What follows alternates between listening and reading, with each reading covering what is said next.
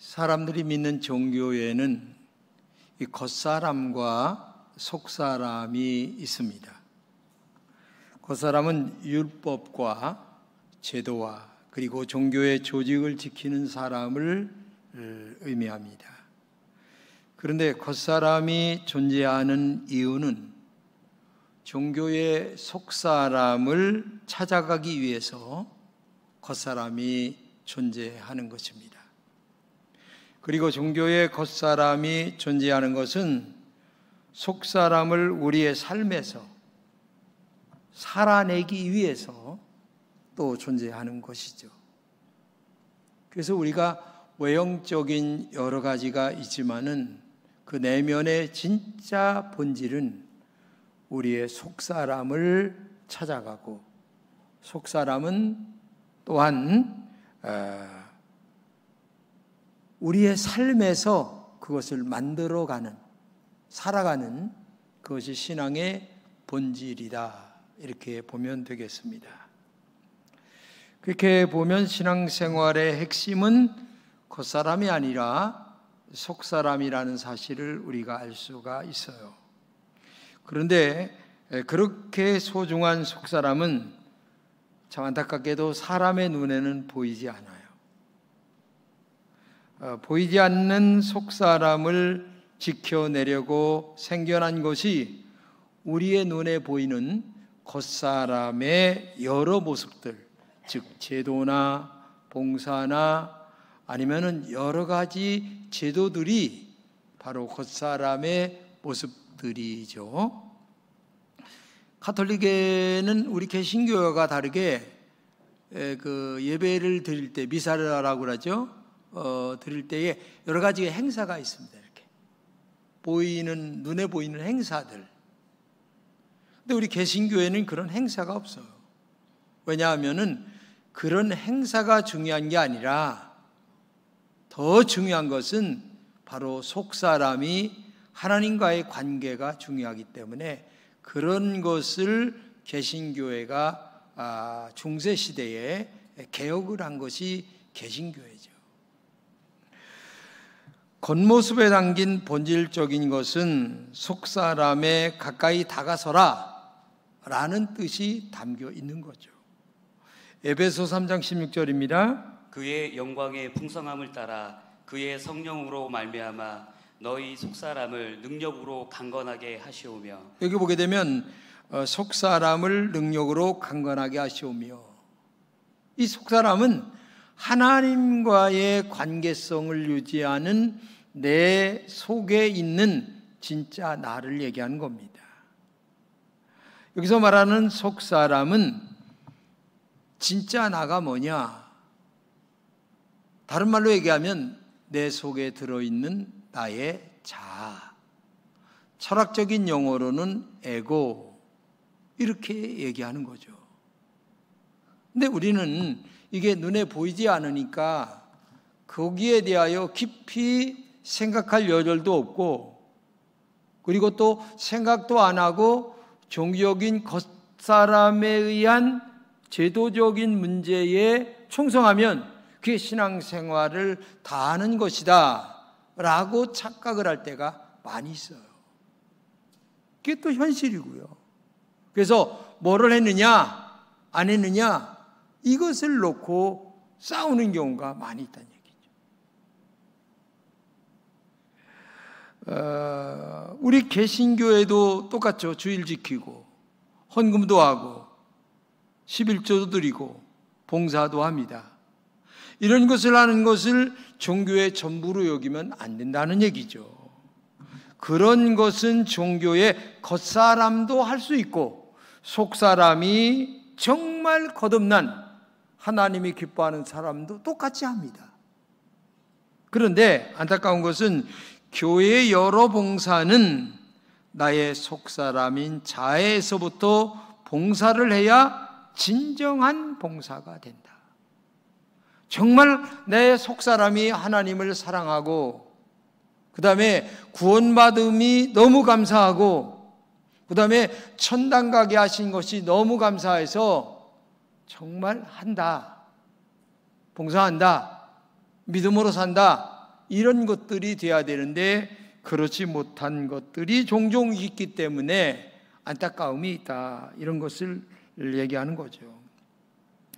창세기를 보게 되면 천지를 창조하신 하나님께서 일곱째 날에 쉬셨습니다. 6일 동안 창조하시고, 그런데 하나님이 왜 일곱째 날에 쉬셨는지, 그 안식일의 본질, 쉼의 본질, 이것을 묵상하며 주일에 나와 예배를 드리는 신앙이라면 굉장히 그 깊은 신앙으로 나아가는 믿음의 역사가 보여지게 되는 거죠.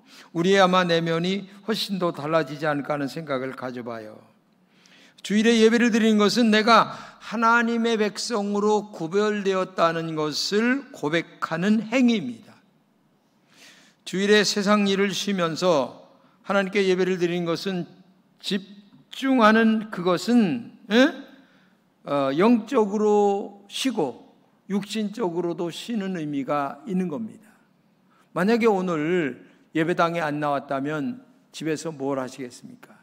아마 세상적인 어떤 것들을 또 찾아서 일을 하게 되겠죠.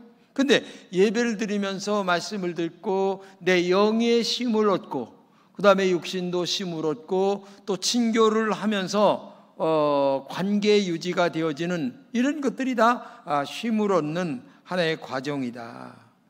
예배를 통하여 우리의 속사람과 겉사람이 안식하는 것입니다. 그리고 하나님은 나의 주인이라는 고백이 바로 이 예배 속에서 은연중에, 아니 또 진실되게 우리가 고백하고 있다는 사실을 알아야 되죠. 그리고 예배를 드리면서 헌금도 드리고 찬양도 드리고 봉사를 하죠. 이런 것들이 다 내가 세상보다 하나님을 훨씬 더 사랑합니다 라는 그 속사람의 고백이 들어있는 거죠. 주일 예배를 드리는 것이 하나님과의 관계의 본질 속에 충실하는 것입니다. 예배를 통하여 속사람인 자아가 하나님께 더 가까이 가는 것이 예배이기 때문에 그렇습니다. 우리는 왜 속사람에 초점을 맞춰야 할까요? 우리 속사람이 하나님과 영적으로 통할 때에 이 속사람이 하나님의 속성, 하나님의 내면의 그 성질을 나도 모르게 닮아가기 때문에 그렇습니다. 속성은 실체의 본질을 의미합니다. 참 어려운 얘기지만은 신앙생활은 하나님의 속성을 닮아가는 것입니다. 닮으려고 노력하는 것입니다. 닮아가려고, 그래서 하나님과 함께 걸어가는 것이 신앙생활의 본질인 줄로 믿습니다. 나의 속사람이 하나님의 속성을 닮아갈 때에 놀랍게도 나의 자아의 안목이, 나의 자아라고 하는 개인적 안목이 무너지게 돼 있어요. 나는 이게 너무 강해, 이게 죽어야 돼, 이런 것들을 깨닫는 거예요. 그리고 나의 자아의 안목이 하나님의 안목으로 점점 더 이렇게 변화되어 가는, 바뀌어져 가는, 이게 돌려져 가는, 이것이 신앙생활의 본질임을 우리가 알아야 됩니다. 사도 바울은 갈라디아서 2장 20절에서 이렇게 얘기합니다. 이제는 내가 사는 것이 아니라 내 안에 그리스도가 산다. 참 기가 막힌 얘기죠. 여러분 안에 이제는이라고 하는 말은 예수 믿고 나서부터, 다른 말로 얘기하면 예수님을 나의 구주로 고백하고 난 후에 이런 얘기입니다. 내 안에 내가 사는 것이 아니라 내 안에 그리스도가 산다. 그 말은 다른 말로 얘기하면은 내 안에 나의 자아가 꿈틀거리는 게 아니라 내가 하는 말, 내가 하는 행동, 내가 하는 생각, 모든 것들이 하나님의 은혜 가운데, 그리고 하나님의 뜻을 받아 성령의 인도를 따라 내가 모든 말과 행동을 하는 것이다, 이렇게 얘기할 수가 있는 거죠. 그러므로 신앙의 본질을 찾아 하나님의 속성으로 변화되었다라는 말입니다. 그런데 오랜 시간 교회를 다녔지만 아직도 내 안에 예수님보다 내 안에 내가 주인인 사람들이 많이 있습니다. 그리고 이것은 반복적입니다. 예배당에 나와 앉아있다 할 때에는 내가 죽어요. 내 안에 주인이 예수님입니다. 근데 막상 나가서 살다 보면 또다시 누가 주인입니까? 내가 주인이에요. 그러니까 이 예배당에 나오는 이 일이 내가 죽는 얼마나 본질적인 인간의 삶의 문제인가를 알아야 돼요. 예배당에 나와 말씀을 듣고 예배를 드리며 나 자신을 돌아보고 지난 한 주간에 있었던 모든 것들을 회개하고 믿음으로 다시 결심하고 돌아가 또다시 자아가 꿈틀거리는 세상에서 살아갑니다. 그러다가 또 예배당에 나와서 하나님 나를 죽여주세요. 내 안에 내가 꿈틀거리네요. 내가 이런 사람이에요. 이거를 반복하며 살아가는 것이, 그래서 신앙인은 의인이면서도 죄인이고 죄인이면서도 의인인 것이 신앙인의 겉모습이에요. 그래서 우리가 가만히 보게 되면, 교인들을 보게 되면 그래요. 봉사를 할 때에 하나님보다 사람을 더 의식하고 봉사할 때가 많아요. 참 이게 인간이에요. 여러분과 저도 똑같아요. 이게 참, 근데 사실은 진짜 깊은 신앙은 하나님만 의식하고 하는 믿음이어야 돼요. 하나님만 바라보고 오직 하나님이 기뻐하시겠지, 여기에 초점이 맞춰지게 되면 정말 모든 것들은 다 해결되고 하나님의 은혜와 축복이 여러분들을 덮어주실 줄로 믿습니다. 오늘 본문에 예수님보다 6개월 먼저 온 누굽니까? 세례 요한에 대한 말씀이 나와요. 세례 요한이 외치는 말씀은 예언자의 말씀 같았기 때문에 많은 사람들이 우리가 고대하던 메시아가 아니냐, 얼마나 환영을 하고 뭐야 붕붕 떴어요 세례 요한이. 그런데 세례 요한이 딱 던집니다. 나는 메시아가 아니야. 메시아는 내 뒤에 오실 거야. 나는 그분의 오실 길을 예비하기 위하여, 오실 길이라고 하는 것은 이런 도로를 얘기하는 게 아닙니다. 인간의 마음을 얘기하는 거예요. 인간의 마음 속에 뭔가 깨달음을 주기 위하여, 도로, 마음의 도로를 닦기 위하여 내가 조금 더 먼저 와서 지금 너희들에게 이런 말씀을 전하고 있다. 지금 그 얘기를 지금 하고 있는 거예요. 근데 그 당시에 사람들은 이 말귀를 못 알아들어요. 안타깝죠.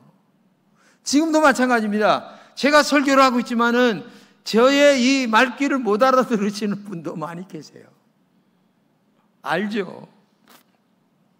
근데 세례 요한이 바리새인들과 사두개인들을 바라보면서 참 기가 막힌 얘기를 하죠. 3장 7절 8절입니다. 요한이 많은 바리새인들과 사두개인들이 세례 베푸는 대로 오는 것을 보고 이르되 독사의 자식들아, 누가 너희를 가르쳐 임박한 진노를 피하라 하더냐. 그러므로 회개에 합당한 열매를 맺고. 지금 바리새인들과 사두개인들에게 잘못된 신앙생활의 전곡을 찌르는 얘기를 세례 요한이 지금 하고 있어요. 그러므로 회개에 합당한 열매를 맺으라. 결론은 이건데, 회개에 합당한 열매를 맺으라는 말씀은 너의 마음의 눈, 이 속사람의 눈을 지금까지 바라보았던 그곳이 아니라 정말 진정한 하나님의 마음의 눈으로 돌려라. 이런 뜻이거든요. 마음의 눈을 돌려라. 그러니까 회개하라고 하는 말 자체를 이런 말로 지금 얘기를 하고 있는 거예요. 그래서 세례 요한의 외침은 굉장히 의미심장하죠. 마음의 눈을 돌려라. 천국이 가까이 왔다. 누구예요 천국이? 예수님이 지금 6개월 후에 오시니까 마음의 도로를 지금 닦아라. 회개하라. 그러면 너희들 마음의 속에 예수님을 받아들일 것이다. 지금 얘기를 하는 거예요. 그런데 저에게는 이 말을 조금 더 제가 번역하여 저의 뜻을 얘기하는 겁니다. 종교의 겉모습이 아니라 속사람의 모습으로 눈을 돌려라. 하나님의 나라가 가까이 왔다. 저는 그렇게 얘기하고 싶어요. 세례 요한은 당시에 굉장히 유명했습니다. 아니, 이 메시아로 생각했으니까 얼마나 유명한 사람이겠어요. 근데 이 세례 요한에게 나와서 사람들이 세례를 받아요. 그런데 세례를 받지만 세례 요한은 겉으로 물 세례를 받는 것만 중요한 것이 아니라 진짜 세례는 마음의 세례를 받아라. 마치 구약에서 할례를 받을 때에 신약의 사도 바울이 뭐라고 그랬어요? 마음의 할례를 받아라. 이렇게 얘기하는 것처럼 지금 얘기가 겉으로 물 몇 방울 머리에 받는 게 중요한 게 아니고 더 중요한 것은 너의 마음의 세례를 받아야 되지 않겠느냐. 세례 요한은 그들에게 얼마나 마음을 닦기 위하여 진짜 회개를 위하여 독한 말을 합니다. 독사의 자식들이라 라고 하는 말까지 쏘아붙였습니다. 그런데 메시지 성경에는 이거보다 더한 말을 합니다. 한번 읽어주세요. 독사의 자식들아, 너희가 여기 강가로 기어 내려와서 물 몇 방울로 너희 뱀 가죽을 씻는다고 무슨 차이가 있을 것 같으냐. 너희의 삶이 변해야지 가죽이 변하는 것이 아니다. 그렇죠. 껍데기가 변해야 나는 교인이야, 교회 나가, 예수 믿어, 그게 중요한 게 아니고 마음에 예수님을 정말 믿어야 해요. 그러면 삶이 변하고 생각이 변하고 방향이 변하고 목표가 변하게 됩니다. 근데 몸만 나와서 물세례 이렇게 받는 것 마냥 지금 그 얘기를 하는 거예요. 그것이 중요한 게 아니라 너희들의 마음의 세례를 받아야 되지 않겠느냐. 사실 이 세례 요한의 말은 오늘 그 시대에 말했지만 오늘 여러분들과 저에게 지금 말을 하고 있는 거예요. 어쩌면 오늘 우리가 독사의 자식일지도 모른다는 얘기입니다. 천국경 티켓을 얻으려고 교회에 머리에 물만 묻히는 그런 세례를 받고 있는지도 모른다는 얘기죠. 혹시 그렇다면 오늘 내 안에 있는 독사의 허물을 벗어야만 되지 않느냐. 뭔지는 모르지만 개인마다 다 다르지만, 근데 저는 이 본문을 보면서 왜 세례 요한이 독사의 자식들이라는 말을 했을까라고 하는 생각을 하게 됐어요. 그런 이유가 있어요. 뭐냐? 아담과 이브가 뱀의 유혹에 빠져 선악과를 따먹어버리고 말았어요. 그 결과 하나님과 쪼개졌어요. 하나님과 갈라졌어요. 선악과라고 하는 말은 다른 말로 얘기하면 쪼개진다라고 하는 의미가 깊어난 얘기입니다. 하나님과 쪼개짐으로 말미암아 그 사람들이 살아가는 곳에는 쪼개짐의 연속이 계속 있는 거예요. 그렇게 사랑한다던 아내와 남편과 쪼개지고, 그렇게 사랑한다던 우정이 쪼개져 버리고, 아무것도 아닌데 별것도 아닌데 돈 몇 푼 때문에, 자존심 때문에 쪼개지는 거야 이게. 아니, 우정보다 그게 더 중요합니까? 우정보다 돈 몇 푼이 더 중요합니까? 세상이 이렇게 쪼개졌어요, 선악과 때문에. 근데 그 선악과의 시발점의 문제가 누가 합니까? 독사예요, 독사. 그렇기 때문에 지금 쪼개고 있는 바리새인과 사두개인들을 통하여 독사의 자식이라는 말을 하지 않을 수 없는, 왜? 그렇게 회개를 해야만 예수님이 오셔서 하시는 천국의 말씀을 받아들일 수 있는 마음의 여유가 생기기 때문에 지금 그 말을 지금 세례 요한이 하고 있다는 사실을 알아야 된다는 얘기죠. 선악과를 먹고 나서 인간은 쪼개기 시작했습니다. 선악과는 원래 한 덩어리였다고 합니다. 근데 따먹음으로 말미암아 선과 악으로 갈라졌어요. 이게 인간의 본성입니다. 선과 악, 이익과 손해, 자존심과 그 다음에 배려와의 관계 속에서 갈라졌다는 얘기예요. 아담과 이브가 선악과를 따먹은 후에 하나님이 아담을 찾아와서 아담아 어딨냐? 너 지금 있는 곳이 어디냐? 이렇게 물었어요. 그러니까 아담은 부끄러움을 알았기 때문에 하나님 앞에 설 수가 없어요. 원래 아담은 선악과가 있는 그 동네 에덴 동산에서는 부끄러움을 발가벗고 있었어도 몰랐어요. 근데 부끄러움을 알았다거나 한 말은 내 마음이 쪼개졌다는 얘기예요. 마음 자체가. 선, 악, 부끄러움, 수치심, 이게 마음속에서 일어난 거예요. 뭐 때문에? 뱀의 유혹을. 그러니까 독사의 자식이라고 하는 독한 말 같지만 그 내면에는 깊은 의미가 있었던 거예요. 얼마나 깊은 말이에요, 그게. 근데 그 영향을 받은 여러분과 제가 지금도 쪼개고 있잖아요. 저는 쪼개짐의 아픔을 많이 느낀 사람이에요. 쪼개짐의 아픔. 근데 쪼개짐의 아픔을 알면서도 사람들은 계속 쪼개는 거예요. 기가 막히죠. 우리 인간들이 사는 곳에는 쪼개지는 일들이 너무 많아요. 가정, 국가, 아니면은 회사, 뭐 할 것 없이 막 쪼개집니다. 부모와 자식. 뭔지는 모르지만 쪼개집니다, 계속. 지금도. 둘로 쪼개집니다. 그런데 이렇게 쪼개진 것이 하나가 되는 것은 딱 하나밖에 없어요. 그거를 조금 더 쉽게 세 개로 나눈다면, 첫째, 내가 잘못했다, 미안합니다 라는 말, 회개하는 말, 이거 하나입니다. 이거면 다 끝나는 겁니다. 근데 그 말이 알량한 자존심 때문에 못합니다. 자존심보다, 아니 쪼개지는 것보다 자존심이 더 위에 있어요. 참 기가 막히죠. 그리고 잘못했다고 할 때 용서하는 것입니다. 방법이 없어요. 용서하면 다 끝나요.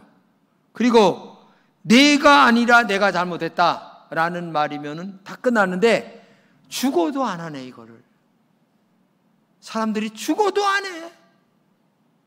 별의별 이유를 다 대면서 합리화시킵니다. 별의별 이유를 뻔히 알고 있는데 이게 우리가 살아가는 현실 아닙니까? 여러분과 제가 눈으로 보고 있고 경험하고 있고. 그런데 예수님도 십자가에 죽으시면서 자기를 못 받고 창으로 찌르는 자들에게 뭐라고 그랬어요? 저들이 잘 몰라서 그러니 용서해 주세요. 이게 예수님이세요. 그러니까 예수님은 목숨을 버리면서 용서하셨다는 사실을 알아야 돼요. 그런데 우리는 그 예수님을 믿는다고 하면서도 내 자존심 때문에 용서를 안 해. 아니 못해. 그래서 지금도 쪼개져. 계속 갈라져. 이게 현실 아닙니까? 그래서 마태복음 4장 17절입니다. 회개하여라, 하늘나라가 가까이 왔다. 예수님이 회개해, 마음의 눈을 돌려, 이런 말입니다. 마음에 너의 자아의 눈을 돌려봐라. 지금 그 말씀을 하고 있는 거예요. 마음의 방향을 튼다. 회개라고 하는 말, 메타노이아가 원래 마음의 방향을 튼다, 이런 뜻이에요. 예? 하나님께로 돌아온다, 이런 뜻이거든요. 회개하라는 예수님의 이 말씀의 의미는 마음과 생각을 하나님께 돌려라. 즉 마음이 하나님과 하나가 되라. 마음이 하나님의 마음과 포개져라. 그러니까 우리의 마음이 하나님의 본질과 같아져라. 너 예수님의 십자가의 보혈로 세례받았지. 그러면 지금서부터 네 피가 O형이었지만은 예수님의 피로 바뀌어진 거야.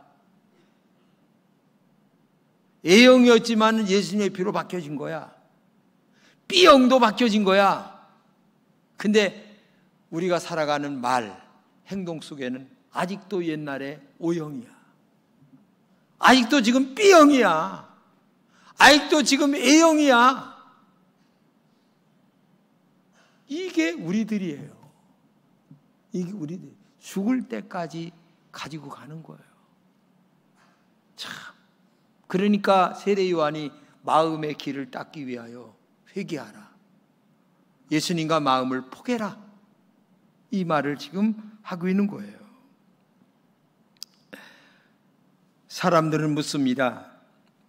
그러면 예수님의 눈, 예수님의 마음의 눈은 어떤 눈인가?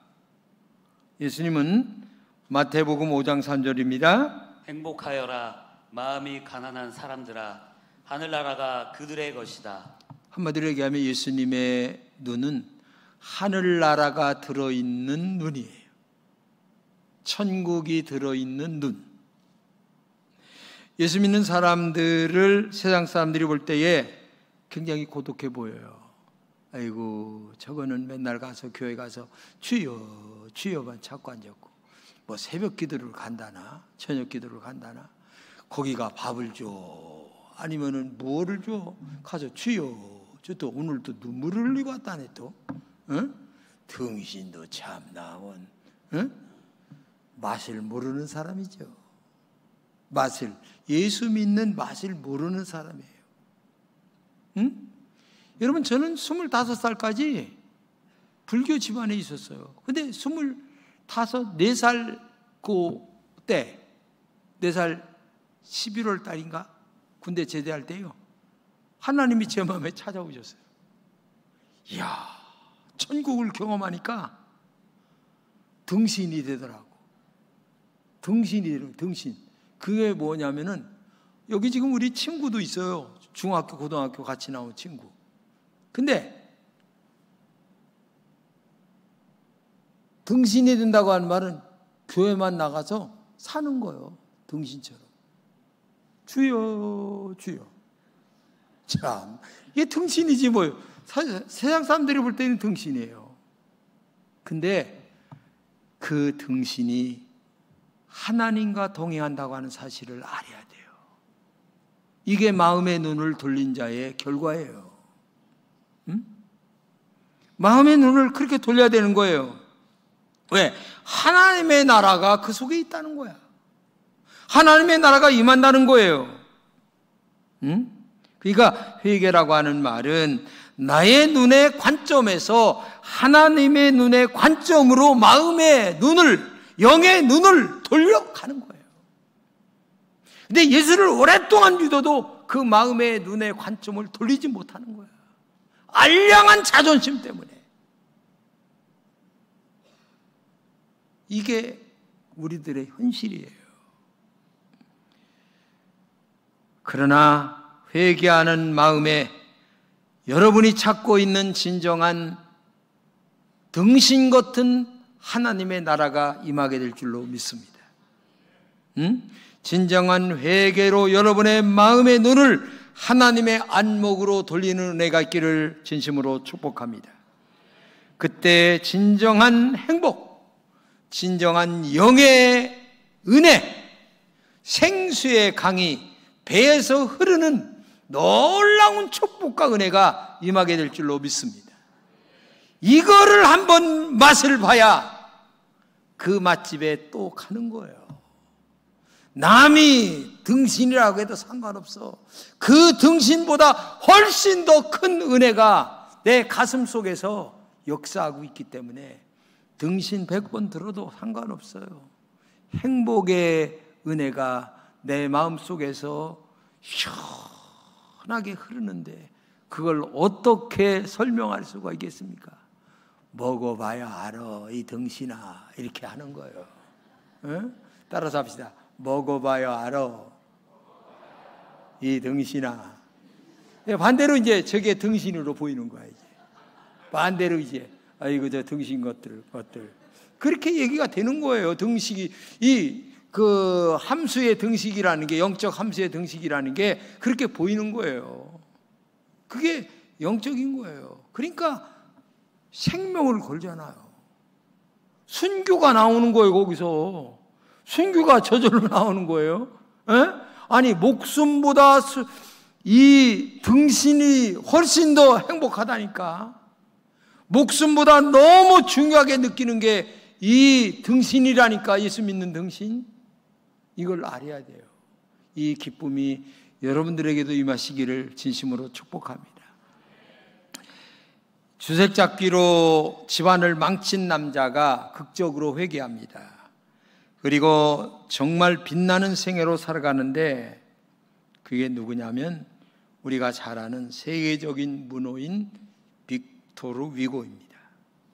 근데 이렇게 주색 잡기를 하다가 살아가니까 그 외동딸 레오포르티니라고 하는 그 외동딸이 자살해 죽어요. 그러니까 이때 이 위고가 너무 충격을 받아요. 근데 옆에 편지를 써놓고 죽었어요. 나 아버지 때문에 죽어야 된다 하면서, 이런 아버지 밑에서 살아가는 자체가 내가 너무 자존감이 상한다. 그렇게 하여튼 아버지에게 충격을 주고 죽으니까 이 빅토르 위고가 180도 사람이 변합니다. 야, 얼마나 변하느냐. 그의 마음속에 이런 얘기입니다. 이 딸의 죽음은 나를 향한 하나님의 심판이다. 그러니까 천벌을 받았다 이렇게 생각하는 거예요. 그러니까 변하는 거지, 사람이. 그리고 그때부터 열심히 공부하고 그 다음에 하나님 뜻대로 살아가서 프랑스의 교육부 장관까지 지내게 되고, 우리가 잘 아는 유명한 레미제라블이라고 하는 유명한 작품을 남겨서 얼마나 많은 사람들이 이 빅토르 위고의 레미제라블이라는 이 책 때문에 회심을 하게 만들고 변화를 하게 만들고, 그 다음에 주님께로 인도하는 위대한 여정을 살았던 사람이 바로 빅토르 위고라고 하는 사람이에요. 예수님은 지금도 우리에게 말씀하십니다. 너 마음의 눈을 돌려 하나님의 나라가 임하면 너는 등신도 괜찮아. 오히려 나중에 저 위에서 너에게 등신이라고 얘기했던 그 사람, 그런 사람들에게 등신이라고 말할 수 있는 그 영적 행복과 기쁨과 은혜가 너에게 임할 거야. 그렇기 때문에 지금도 너의 자존감을 내려놓고 자아를 깨트려서 마음의 눈을 돌려라. 그러면 성령이 너에게 임하여 최고의 행복을, 하늘나라가 임하는 은혜를 너에게 주실 것이다. 지금도 말씀하시는 줄로 믿습니다. 기도합시다. 고마우신 하나님 감사합니다. 우리 금천의 모든 성도들에게 하늘나라가 임하게 하여 주옵소서. 그것은 오직 마음의 눈을 돌리는 길밖에 없습니다. 진정한 회개가 우리에게 있게 도와주셔서 하나님의 오실 길을, 내 마음의 길을 닦아서 주님을 깊게 영접하고 주님과 포개져 살아가는 하나님의 거룩한 주의 종들이 되게 하여 주옵소서. 예수님의 이름으로 기도합니다. 아멘.